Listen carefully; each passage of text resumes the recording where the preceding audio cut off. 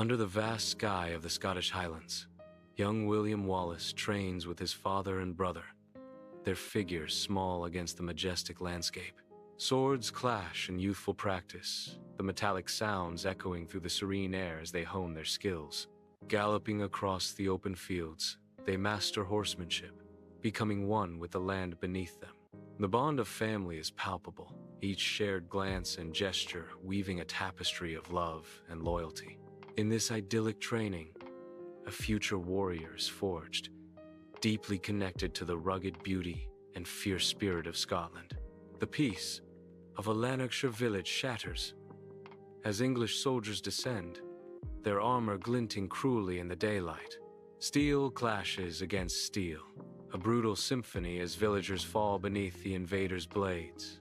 William, a boy on the cusp of manhood, witnesses the slaughter of his father and brother, his world collapsing around him.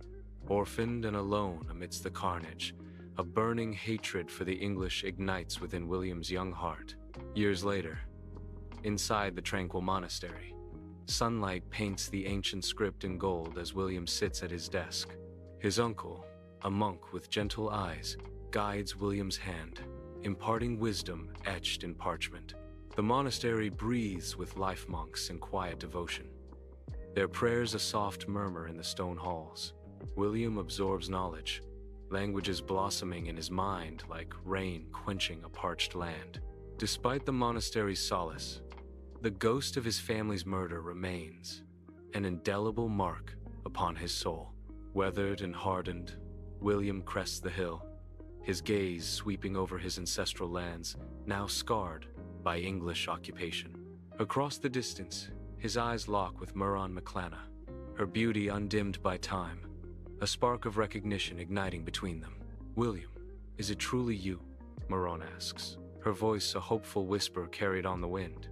"Aye, Muireann, I have returned," William replies, his heart pounding as he closes the gap, his eyes never leaving hers. "I never forgot you, Muireann. Never."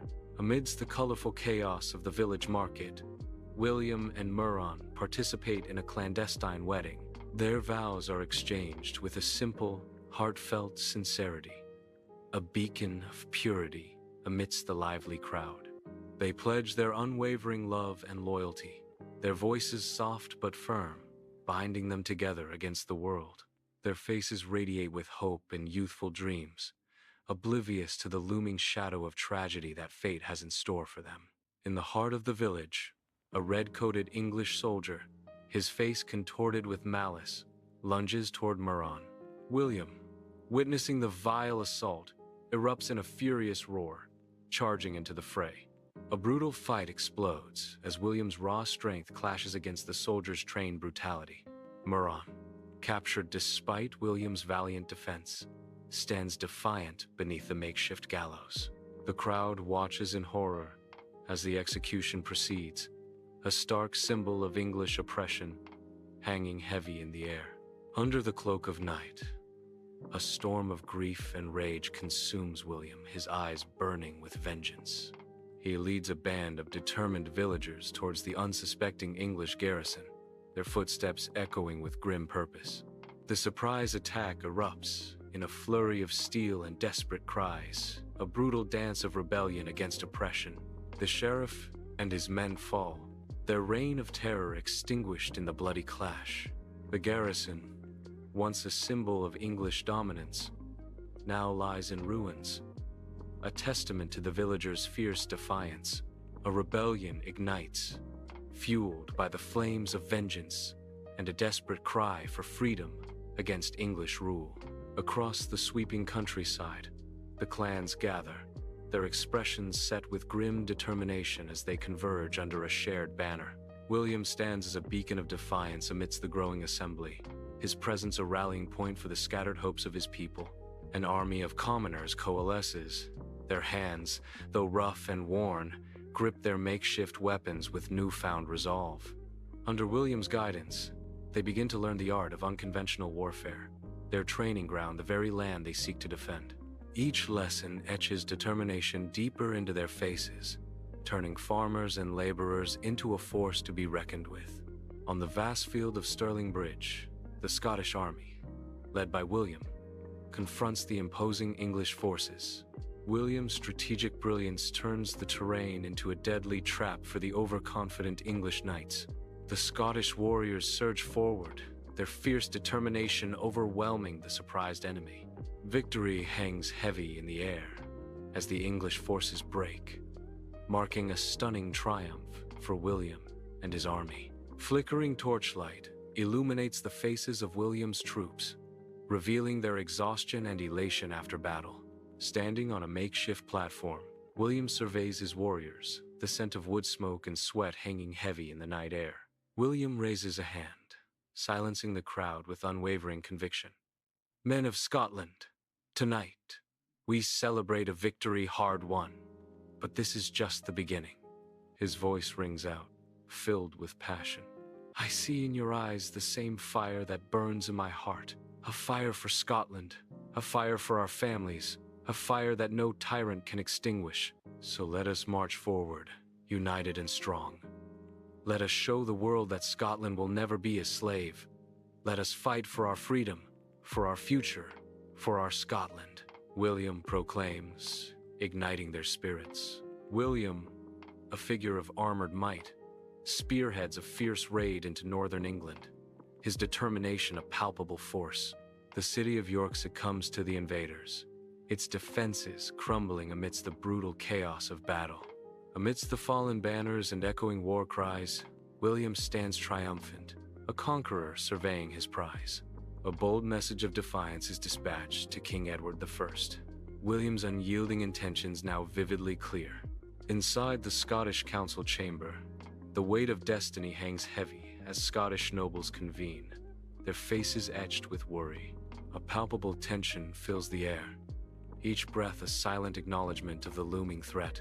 Robert the Bruce stands tall amidst the gathering, his presence a beacon of resolve in the sea of unease.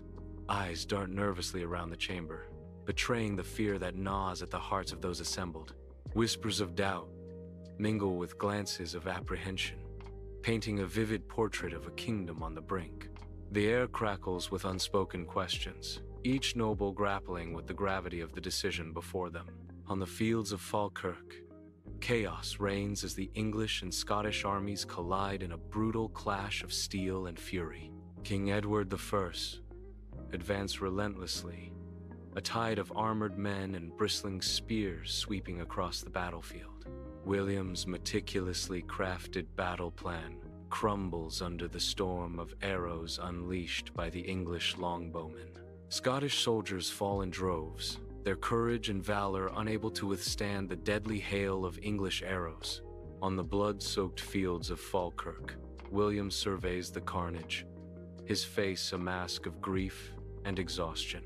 The air is thick with the acrid smell of smoke and death, a grim testament to the brutal battle. He kneels among the fallen, his fingers brushing against the cold steel of discarded weapons. He lifts a fallen banner, its vibrant colors now stained crimson, a symbol of lost hope and sacrifice.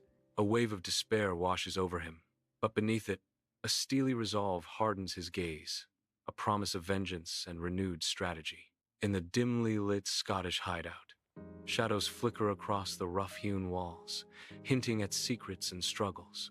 William, weathered and resolute, stands tall, his gaze fixed upon Robert the Bruce.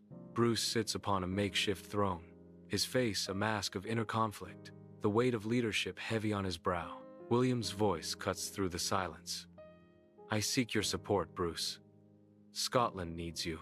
Across the vast Scottish countryside, William wages a relentless guerrilla war. His forces strike with swift precision, disrupting English supply lines. Chaos erupts as English forces find their control slipping with each raid. Each attack echoes through the highlands, a defiant roar against oppression. King Edward I sits upon his throne, his grim visage a stark warning in the grand hall. Sunlight pierces through the high windows, casting an unforgiving light on the tension etched on every commander's face. His voice booms through the hall, commanding with unmatched authority. Capture William Wallace at all costs, he declares, a chilling promise hanging in the air. There will be a large reward for his capture. Inside the ancient Scottish castle, William presides at the head of a massive oaken table, the weight of leadership etched on his face. Hushed murmurs ripple through the Scottish nobles gathered around him, their faces flickering in the torchlight. Torches dance, casting eerie, elongated shadows that writhe across the cold, unforgiving stone walls. A sharp, dislodged stone echoes from outside, cutting through the tense atmosphere. William's eyes narrow, suspicion hardening his gaze as Fergus visibly sweats, avoiding the king's piercing stare. Under the ethereal glow of the moon, William rides through the silent countryside, unaware of the danger lurking in the shadows. Suddenly, English soldiers emerge, their figures menacing as they encircle William, shattering the tranquility of the night. A fierce battle erupts, William's sword flashing like lightning as he fights with unmatched courage against overwhelming odds. Despite his valiant struggle, the soldiers overpower William, their hands seizing him as they bind his wrists, silencing his rebellion. Within the formidable London Tower, cold stone walls rise, the dim light barely piercing through narrow windows. Long, eerie shadows stretch across the damp floor, hinting at untold suffering. Chained and isolated, William is a prisoner of the tower. Marks of brutal torture mar his weary frame, a testament to the pain he has endured. His face is pale and drawn, reflecting the depths of his despair. Sweat beads on his brow, a visible sign of his internal struggle and weakening resolve.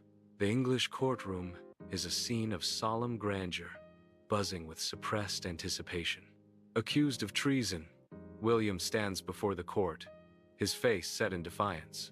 His eyes burn with an unwavering resolve that defies the gravity of his situation. William's voice cuts through the hushed room, declaring his allegiance. I refuse to acknowledge the authority of this court. His loyalty, a burning brand upon his soul, he proclaims. My loyalty lies with Scotland. In the center of Smithfield, a scaffold rises against the sky, drawing a sea of faces. William stands tall on the scaffold, a figure marked by torture, yet unbroken in spirit. His eyes, burning with fierce defiance, scan the crowd, challenging every gaze that meets his. He stands unwavering, a solitary beacon of resistance against the looming shadow of his execution. The air crackles with anticipation as William faces his tormentors, an unyielding testament to his beliefs. On the scaffold in Smithfield, William stands, the noose a stark circle against his neck. A hush descends upon the crowd, their faces a sea of anticipation and dread. Just as the executioner moves, William throws his head back, his voice raw with defiance. Freedom, he cries, his voice cracking yet resonating with unexpected power across the silent expanse. Years later, under the vast Scottish sky, Robert the Bruce, now king, stands resolute amidst the rolling hills. Sunlight catches the gleam of his armor as he surveys the battlefield, a monarch forged in fire. Around him, the triumphant Scottish army roars, their faces illuminated with victory. His gaze softens, a flicker of memory crossing his face as he recalls William's sacrifice and unwavering courage. A newfound determination hardens his features, William's example fueling his resolve to secure Scotland's freedom. The film culminates in a breathtaking panorama of the Scottish Highlands, bathed in the golden light of day. Majestic mountains rise against an endless sky, their peaks shrouded in mist and legend. Emerald valleys stretch out below, whispering tales of ancient battles and unwavering courage. A lone eagle circles overhead, a symbol of freedom and the indomitable spirit of Scotland. The wind whispers through the heather, carrying echoes of William Wallace's legacy. The Highlands stand as a timeless testament to the enduring spirit of the Scottish people.